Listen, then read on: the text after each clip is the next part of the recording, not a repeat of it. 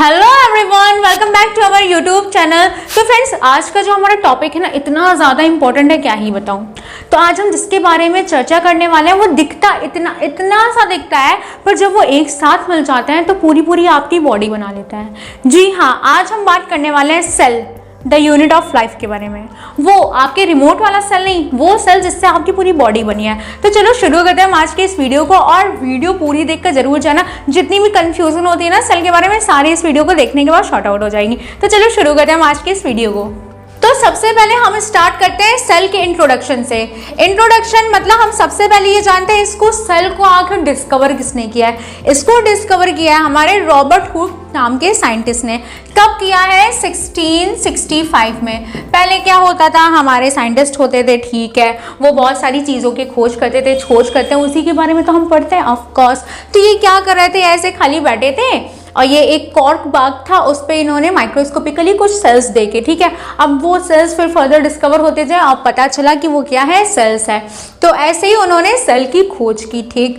अब आप लोगों को पता है हम जो आज पढ़ रहे हैं वो ह्यूमन सेल पढ़ रहे हैं, ठीक है। तो ह्यूमन सेल कौन से टाइप का सेल है? यूकैरियोटिक सेल है। एक यूकैरियोटिक होता है, एक प्रोकैरियोटिक होता है। अगर इस पर आपको सेपरेट लेक्चर चाहिए तो कमेंट में करके बता देना, ठीक है।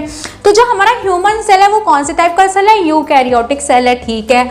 अब जो हमारी बॉडी है, जैसे कि मैंने आप लोगों को अभी स्टार्टिंग में बताया था कि वही सेल जब बहुत ज्यादा कंबाइन हो जाता है क्या बना लेता है? पूरी आपकी बॉडी बना लेता है। तो वही यहाँ पर लिखा है, बॉडी डेवलप फ्रॉम। आपकी जो ह्यूमन बॉडी है वो किससे डेवलप हुई है? सिंगल सेल से।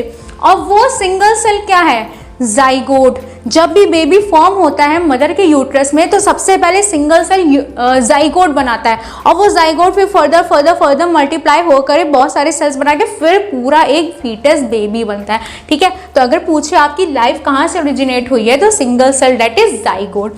अब चलो हम जल्दी से डेफिनेशन की तरफ भागते हैं। तो ये देखिए छोटी सी प्यारी सी डेफिनेशन हमारी सेल की क्या कह रही है। Cell is the smallest structural and functional unit of the body. कहने का मतलब ये है कि जो हमारी सेल होती है वो सबसे छोटी, मतलब सबसे छोटी हमारी बॉडी की structural as well as functional unit होती है। कहने का मतलब ये है कि जो हमारा सेल है, सेल हमारी बॉडी को स्ट्रक्चर प्रोवाइड करता है, साथ ही साथ बहुत सारे फंक्शंस भी प्रोवाइड करता है हमारी बॉडी का, ठीक है। और सेल को एक और नाम से भी जानते हैं, किस नाम से जानते हैं? Building block of the body. कहते नहीं है एक ईंटों से आपका पूरा मकान बनता है, वैसे ही हमारे पूरे सेल से क्या बनता है? हमारी पूरी बॉडी बनती है, ऐसे, ठीक है। अब आप सभी को यहाँ पे एक चीज जरूर पता होगी कि जो हमारा सिंगल सेल होता है, जब बहुत सारे सेल्स आपस में ग्रुप बना लेते हैं तो वो क्या फॉर्म करते हैं? टिश्यू, ठीक। और वही जब अलग अलग टिश्यू एक साथ कंबाइन हो जाते हैं तो पूरा क्या बना लेते हैं? ऑर्गन, ठीक है। और वही जब ऑर्गन आपके बहुत सारे कंबाइन हो जाते हैं, ठीक है, तो वो क्या बना लेते हैं? Organ system. ऑर्गन सिस्टम जैसे कि कोई भी आपका रेस्पिरेटरी सिस्टम, डाइजेस्टिव सिस्टम, ठीक है, एक्सक्रीटरी सिस्टम। और वही सब जब आपके सिस्टम एक साथ कंबाइन हो जाते हैं, पूरी बॉडी के जब सिस्टम एक साथ कंबाइन हो जाते हैं तो क्या बना लेते हैं? आपकी पूरी बॉडी बना लेते हैं, ठीक है। तो ऐसे देखो कितना छोटा सा है ये कितना छोटा और कितना बड़ा काम कर दिया है ना। तो अगर हम बात करें सेल के स्ट्रक्चर की, तो सेल का स्ट्रक्चर आपका इन तीन मेन कंपोनेंट से मिलकर के बनता है, जैसे कि साइटोप्लाज्मिक मेम्ब्रेन, ये आपका सेल है और सेल का ये साइटोप्लाज्मिक मेम्ब्रेन है, ठीक। और किससे मिलकर बनता है? न्यूक्लियस से। न्यूक्लियस कहाँ पर होता है? आपका सेंट्रल लोकेटेड न्यूक्लियस होता है, मतलब सेल के थोड़ा सा बीच में होता है, ठीक। और किससे मिलकर बनता है? साइटोप्लाज्म के। साइटोप्लाज्म कहाँ होता है? Cytoplasmic membrane. और न्यूक्लियस के बीच में जो भी फ्लूइड लाइक स्ट्रक्चर होता है, पूरा फ्लूइड, वो क्या होता है? साइटोप्लाज्म के। अब मैं आप लोगों को यहाँ पर बता दूं कि ये जो न्यूक्लियस है, न्यूक्लियस के अंदर ना एक इतना इम्पॉर्टेंट चीज पाया जाता है, क्या बताऊं। इसके अंदर ना आपका जेनेटिक मटेरियल पाया जाता है, जेनेटिक मटेरियल, वही डीएनए और आरएनए, ठीक, इसके अंदर पाया जाता है। एक यहाँ पे मैं आप लोगों को एक्सेप्शनल केस बता दूं, जो हमारी आरबीसी होती है, आरबीसी का हमारे सेल के इतने छोटे छोटे जो ऑर्गन्स होते हैं ना, हाँ, उनको, जिनको हम बोलते हैं ऑर्गेनेलीज,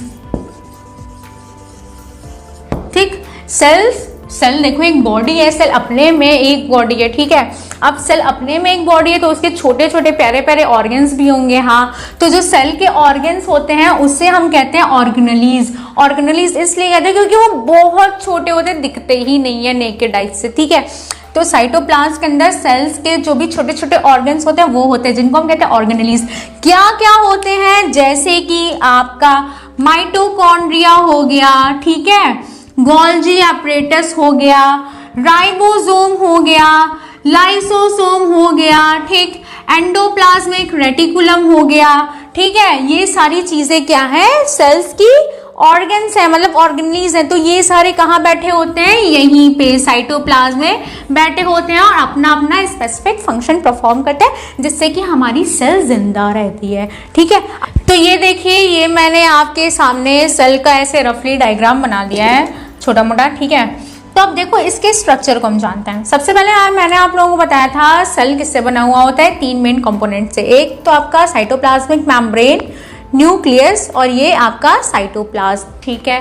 अब चलो इसके बारे में जानते हैं। तो यहाँ पर आप देख रहे हैं जो सेल को पूरे चारों तरफ से घेरे होते हैं, मतलब कवर करता है, उससे हम क्या कहते हैं, आपका साइटोप्लाज्मिक मेम्ब्रेन, ठीक है। ये जो साइटोप्लाज्मिक मेम्ब्रेन होती है ये डबल लेयर होती है। कैसी डबल लेयर होती है, जैसे कि आप स्क्रीन पर देख रहे हैं, मैंने बनाई भी है, ये डबल लेयर की लेयर होती है, ठीक है। अब ये जो पूरा पोर्शन है, ये जो पूरा पोर्शन है, ये पूरा फ्लूइड है, मतलब लिक्विड है। और ये कौन सा पोर्शन है, इसे आप कहते हैं क्या, साइटोप्लाज्म। साइटोप्लाज्म के अंदर ही आपके सेल्स के ऑर्गेनेलीज होते हैं, जैसे कि आपका ये देखिए, अभी मैं बताती हूँ, ठीक है। अब तीसरा कंपोनेंट क्या है आपका, ये न्यूक्लियस। तो यहाँ पर आप देख रहे हैं सेंट्रली लोकेटेड ये क्या है, न्यूक्लियस, ठीक है। ये 3 कंपोनेंट हो गए, ठीक। अब इसके बारे में भी थोड़ा सा जान लो। तो यहाँ पर हम सबसे पहले न्यूक्लियस से स्टार्ट करते हैं। तो ये जो आप देख रहे हैं ये न्यूक्लियस है। न्यूक्लियस के यहाँ पर आप देख रहे हैं छोटे छोटे पोर्स बने हैं, ठीक है। तो इसको हम कहते हैं न्यूक्लियोपोर्स। यहाँ पर आप देखिए इसको क्या कहते हैं, न्यूक्लियोपोर्स, ठीक है। इससे क्या होता है, जो भी यहाँ पर प्रोटीन्स वगैरह बनता है यहीं से इसका एक्सचेंज होता है, ठीक है, बाहर यहीं से आता है, ठीक। अब जो न्यूक्लियस के अंदर यहाँ पे जो थोड़ा सा फ्लूइड फिल होता है, ठीक है, यहाँ पे भी फ्लूइड होता है। अब ये न्यूक्लियस के अंदर है तो हम इसको कहते हैं न्यूक्लियोप्लाज्म। क्या कहते हैं, न्यूक्लियोप्लाज्म। सेल्स के अंदर फ्लूइड है उसे हमने कहा साइटोप्लाज्म, न्यूक्लियस के अंदर फ्लूइड है उसे हमने कहा न्यूक्लियोप्लाज्म, ठीक है। अब ये जो है ये इंपॉर्टेंट सा, इसी को ही हम कहते हैं क्या, जेनेटिक मटेरियल। जेनेटिक मटेरियल आपका क्या होता है, कंडेंस फॉर्म में होता है, तो उसे हम कहते हैं क्रोमैटिन, ठीक है। माइटोकॉन्ड्रिया के बारे में, ये जो है ना ये इतना शातिर है, ये पूरे सेल को एनर्जी प्रोवाइड करता है, इसीलिए इसको कहा जाता है power house of the cell, ठीक है। ये पूरे सेल्स को एनर्जी प्रोवाइड करता है in the form of ATP. ATP आप लोगों ने सुना होगा, एटीपी के फॉर्म में ये पूरे सेल को एनर्जी प्रोवाइड करता है, इसीलिए इसको कहा जाता है power house of the cell. इसके खुद के भी डीएनए होते हैं, ठीक है, इसके खुद के भी डीएनए होते हैं, ठीक। राइबोसोम भी होता है, ठीक है, जिससे कि अपने ये प्रोटीन वगैरह बना लेता है, ठीक है। ये भी डबल मेम्ब्रेन से बाउंड होता है, ये जो बाउंड होता है ये डबल मेम्ब्रेन से बाउंड होता है, ठीक है। इतना बात हो गई माइटोकॉन्ड्रिया के बारे में। अब ये जो आपको दिख रहा है ये और ये मैं बता दूं, ये है आपका एंडोप्लाज्मिक रेटिकुलम। देखो एंडोप्लाज्मिक रेटिकुलम 2 टाइप्स के होते हैं, एक स्मूथ एंडोप्लाज्मिक रेटिकुलम, एक रफ एंडोप्लाज्मिक रेटिकुलम। अब ये कैसे डिफ्रेंशिएट होता है मैं बताती हूँ। देखिए जब भी एंडोप्लाज्मिक रेटिकुलम के ऊपर ये स्ट्रक्चर आपको देखने को मिले, ये स्ट्रक्चर मतलब राइबोसोम, ठीक है। जब भी आपको एंडोप्लाज्मिक रेटिकुलम के ऊपर राइबोसोम चिपके हुए दिखें तो समझ लेना ये वाला जो एंडोप्लाज्मिक रेटिकुलम है किस टाइप का है, रफ एंडोप्लाज्मिक रेटिकुलम, ठीक है। ये आपका हेल्प करता है प्रोटीन सिंथेसिस में, ठीक है। तो ये आपकी रफ एंडोप्लाज्मिक रेटिकुलम, ठीक। वही दूसरे टाइप का एंडोप्लाज्मिक रेटिकुलम होता है, कौन सा, smooth endoplasmic reticulum. Smooth endoplasmic reticulum के सरफेस पे कोई भी राइबोसोम चिपके नहीं होता है, ये प्लेन होता है, तो इसको हम कहते हैं स्मूथ एंडोप्लाज्मिक रेटिकुलम। ये आपके जो भी लिपिड्स होते हैं, स्टेरॉइड होते हैं, उनको सिंथेसाइज करने में हेल्प करता है, ठीक है। अब आता है एक और चीज, ये जो हरा हरा चमक रहा है, ये क्या है, ये है आपका गोल्जी एपरेटस। क्या है, गोल्जी एपरेटस। अब ये कहता है सारे काम तो तुम ही लोगों ने कर दिए, मैं क्या करूं।